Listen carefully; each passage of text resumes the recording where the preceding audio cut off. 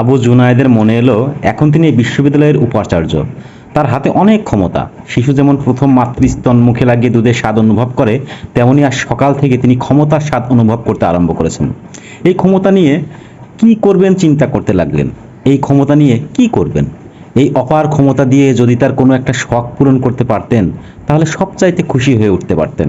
সহসা তার মনে এলো তিনি একটা দুধেল গাই পুষবেন। অঢেল জায়গা, প্রচুর ঘাস, অনায়াসে একটা গায়ে বসা যায়।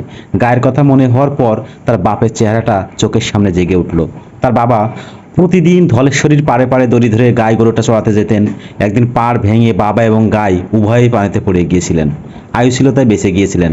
এই গায়ের এক গ্লাস টাটকা গরম ফেনা ওঠা দুধ প্রতিদিন বিকেলবেলা তাকে পান করতে হতো।